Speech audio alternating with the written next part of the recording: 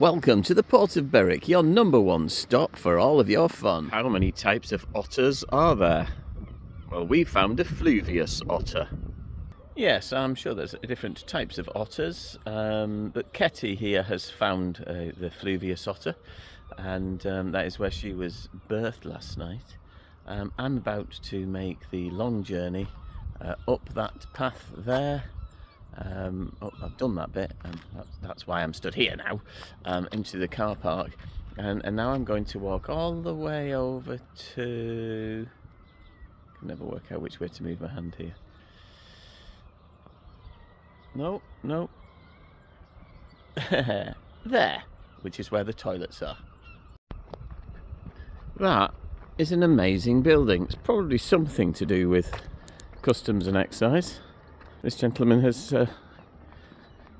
tramped in his van last night. Oh, the swans are amazing. So many swans. There's that's a tenth of the swanage, I think. Swanage. Brought to you by the number one. It's only, 7 o'clock in the morning now? I have to be gone in half an hour. So... But when you do get to the facilities, they're absolutely fine. Am I in Scotland? Am I in England? Are we still at war with some strange country somewhere? No, we're not at war anymore. That all got solved. Over there is a fluvius otter. Yeah, a fluvius otter. It was a really comfortable night. Oh, until... a big boat called Redcar, Purist Redcar, decided to leave, and it had massively loud bow thrusters going. Yeah, 5 o'clock this morning. So anyway, I'm awake and I'm ready to leave at 7:30 to head down, hopefully, to Amble. Let's see how that goes. Ketty is being graced by some swan visitations. And if you wanted to here, you could go on a nature trail. By the way, if you want to have a look around Berwick with me, 6 years ago we did a Berwick thing, Nina and I, when we did our UK tour, and I'll put a link somewhere down there maybe. Anyway, and then you can have a look around. There's loads to see here, but today I don't have time. Well, the time is 7:29 and I'm supposed to be leaving, but literally was just about to set off, start the engine and go, and turned my electronics on. Find my chart plotter is doing this. Well, I thought that's not a problem because I also have the Onwa chart plotter, and I can just use that, and that's absolutely fine. But then I remembered that this device gives the radio the position of where I am for an emergency. On my radio there, at the top right of your screen, you can see the word distress on a button. If I lift that up and press and hold that emergency button, my radio will send out a signal to anybody within 12-mile radius, hopefully, to say that there's an issue. But you can also see it says no position and no time. That's because that needs that to talk to it. This is now a problem. But don't worry, I can rewire it. It just means I can't leave on time. So this bundle of nastiness behind the radio are all of my connector boxes. So I'm going to take the signal out of the Onwa and put it into the radio. But I need two hands to do that. And as if by magic, I now have my position on the radio coming from this thing. The only concern that I have about that is this thing, when I start the engine, turns itself off because there's a voltage drop. This is a major flaw in the Onwa chart plotter. Whereas that thing will, if it's working, turn itself on as soon as the power comes on. this thing, you have to push a button to make it come on. So whenever I start the engine, I have to remember to start that again, which I have been doing many times, but now it really is important, because that won't get the position if that's not on. So there we are with just 18-minute delay. Should be able to get out of here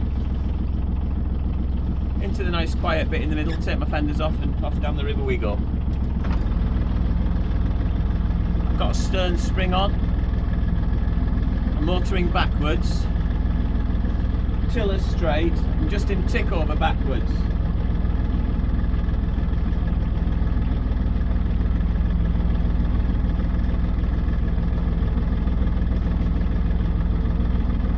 Stern has now hit the pontoon, but I've got the fender there. And as I release this line, the nose comes out more and more.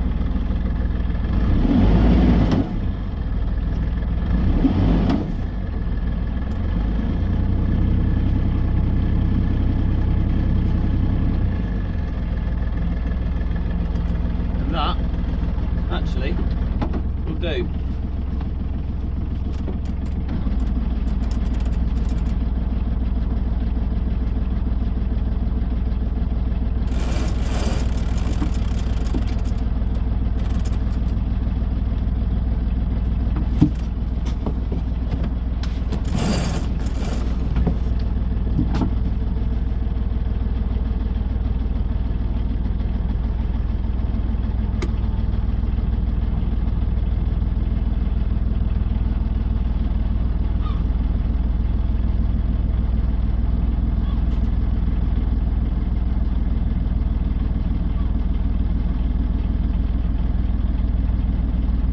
Little pirouette there.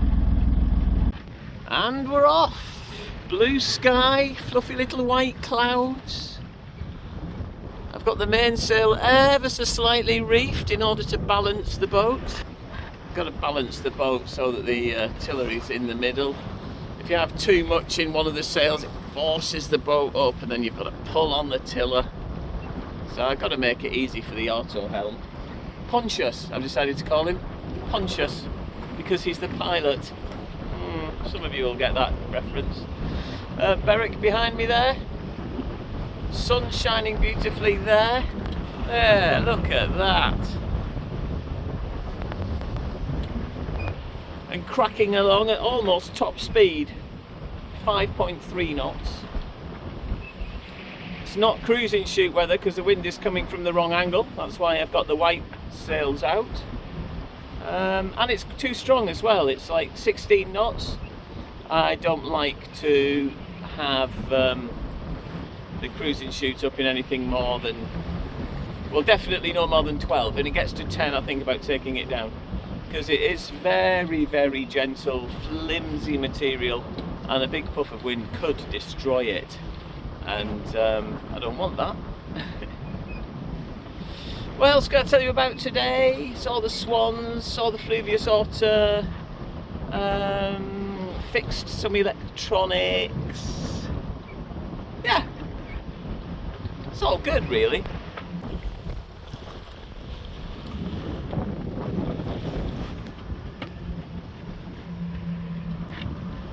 Honestly, I spilt orange juice. It's not what it looks like. Pontius is struggling today. Every now and then there's too big a puff of wind and it just moves the boat, and poor Pontius there struggles as much as she can. Pontius is a she, by the way, and then I have to relieve her of duties, and while it's really strong wind I have to hand steer, and then when it gets back down to a nice, gentle speed of about 12 knots, she's fine again. So that's ironic really, because you want autopilot when it's tough, don't you? But she's doing a good job. We're coming up now on Holy Island and Farne Island. I'm really looking forward to seeing what I can see around here.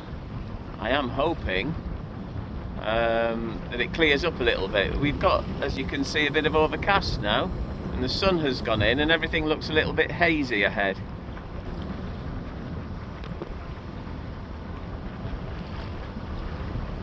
But it should be really beautiful, and I'm hoping to see some puffins.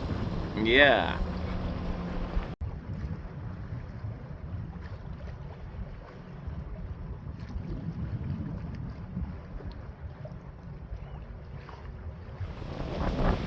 There they are, the Farne Islands. They never look as good on camera.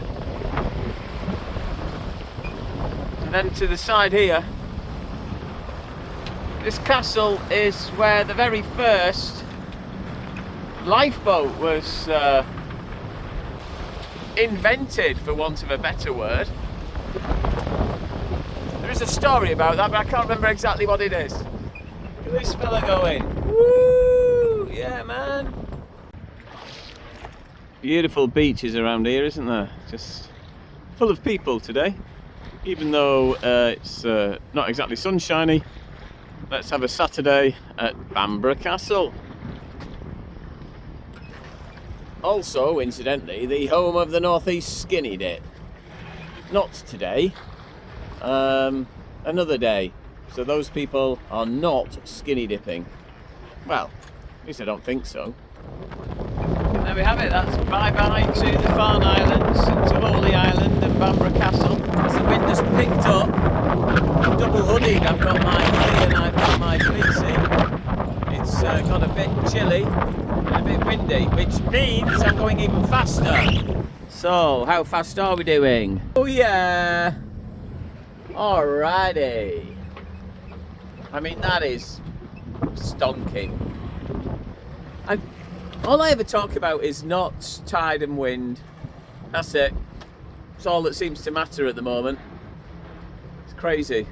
When really there's something that matters a lot more. And it just slips my mind. And that, of course, is the reason that I'm talking about knots, tide and wind all of the time. There's not much really that I can talk further about. My knowledge of Parkinson's is so limited, which is why I want to help other people do research. So that's why I'm doing it. But I have an excitement. I have an excitement about the fact that the fundraising total is increasing. Thank you very, very much for that. But I've got an excitement that in 2 days' time, 3 days' time, no, 4 days' time, I'll be in Hartlepool. And I'll get to, I'm going to have a week's rest in Hartlepool, and I'm going to visit me mum. I'm going, hiya mum. And I'm going to take all my clothes to get washed, because, you know, that's what mums are good at, innit? And also I'm going to take a few things to be fixed. Stitched up, because she's really good at stitching. Oh, and she's made me some new flags. I'm really excited for that. So those scrappy flags that I've been putting up that just got wrecked, she's made me some new ones, which means that mess down there, I mean, look at them, they're tatty and wrecked. They can go in the bin. All stations, this is Humber Coast Guard. Here is the Maritime Safety Information broadcast containing gale warnings if in force, the inshore waters forecast including any strong wind warnings and any local navigation warnings.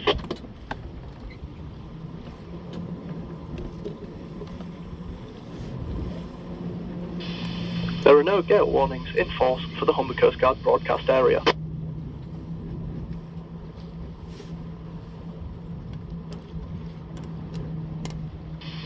Inshore waters forecast issued by the Met Office at 1100 UTC on Saturday, 1st of August 2026. Inshore waters forecast to 12 miles offshore for the period 1200 UTC Saturday, 1st of August to 1200 UTC Sunday, 2nd of August 2026. General situation. A showery west to northwesterly flow will persist across northern waters through Saturday and into Sunday. To the south, high pressure will remain in place, though will decline during Sunday as a new area of low pressure approaches from the southwest. Berwick upon Tweed to Whitby, 24-hour forecast. West or southwest 3 to 5, veering east or northeast 2 or 3 later. Smooth or slight, showers at first, good. Outlook for the following 24 hours, east or northeast 2 or 3, veering southeast 3 or 4. Smooth or slight, mainly fair, good. Whitby to Gibraltar Point, 24-hour forecast.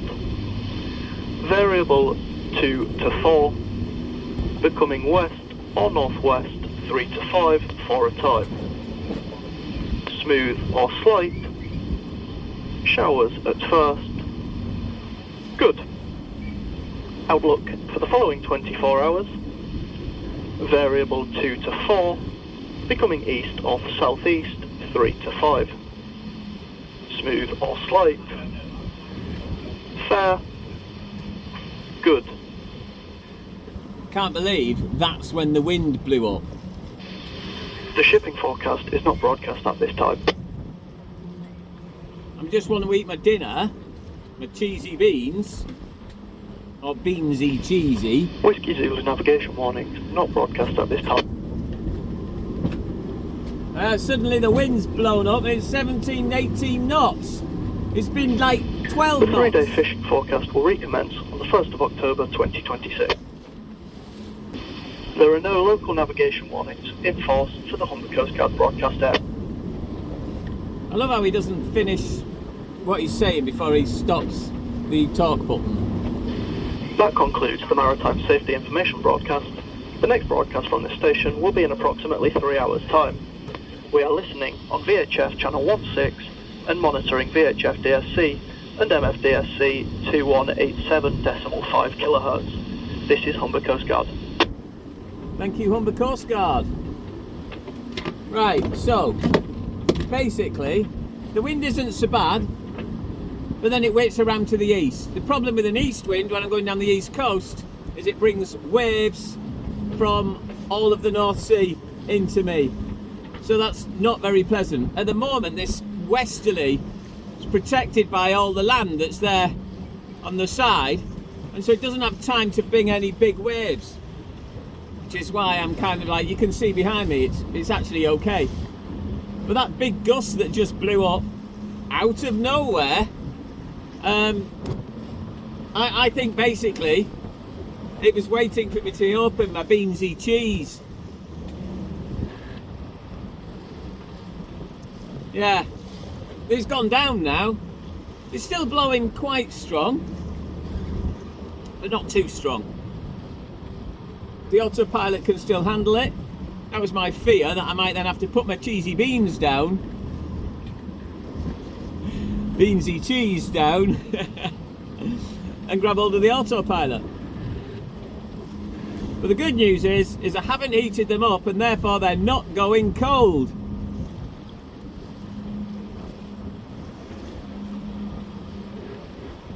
Yummy!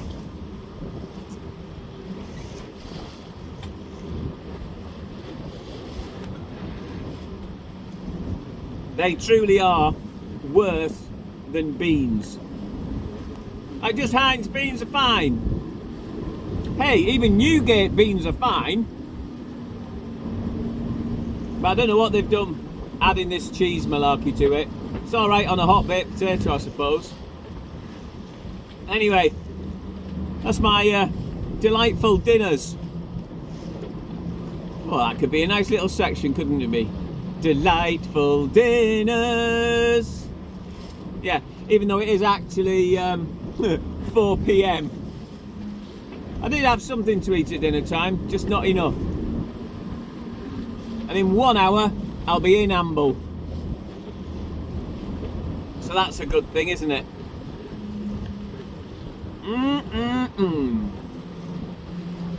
See you later. All right, there she is. QR code out, flags up, donation received. Thank you very, very much. Curiously, as well, as I came down the pontoon, someone went, "It's you!" I'm like, yeah. Anyway, they've been following me along, which is very nice, and they were happy to talk to me, which was not as scary as it might. I just, I had a moment. What do you mean? Lovely. Nice to meet you too, Bob. So here I am. I didn't film anything coming in because it did get a little bit windy again, but I've got to film going out because there are sandbars and all sorts coming in here. It's really, really interesting. Quite a narrow channel as well, but I do have to say thank you to Carl, the owner here at Amble. He's doing some amazing things himself for different charities, and he has sponsored a night here for me as well, because he's just that way inclined. Evidently a good man. From all of the other stuff that I've heard he does, thank you, Carl, so much. I'm going to leave it now today. I am going to try and find some chips or something from a chippy, and who knows, maybe see you tomorrow. Thank you for watching. It really is a privilege to have you on this journey. If you are enjoying this free of charge content, then please consider joining Richard and over 200 others who have donated to this Parkinson's UK research funding venture. Your donation can make a big difference, no matter what size it is. Go to gofund.me/hall.moon.turn to be a life changer today.